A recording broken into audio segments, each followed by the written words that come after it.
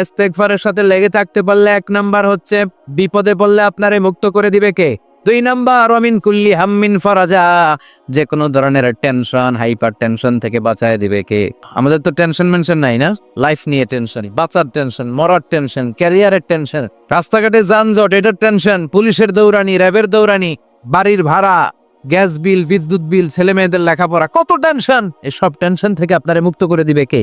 3 নম্বরে ওয়ারযুকহু মিন হাইসু লা ইয়াহতাসিব, এমন জায়গা থেকে আল্লাহ আপনার রিজিকের ব্যবস্থা করবে আপনি কল্পনাই করতে পারবেন না। সুবহানাল্লাহ পড়ে। 4 নম্বরে সবসময় ইস্তেগফার যদি পড়া হয় আল্লাহর কোনো আযাব ওই বান্দার উপরে আসে না। 4টা গেল। 5 নাম্বার, বারবার ইস্তেগফার পড়লে রফিক ভাই আল্লাহ তাআলা মুস্তাজাবুদ দাওয়া বানিয়ে দোয়া করা মাত্র কবুল করে নিবে কে? মুস্তাজাবুদ দাওয়া বুঝুন তো, মানে যিনি হাত তুলতে দেরি কবুল হতে দেরি হয় না। বারবার ইস্তেগফার পড়ে দেখেন যে আপনার দোয়া কেমনে কবুল হয়।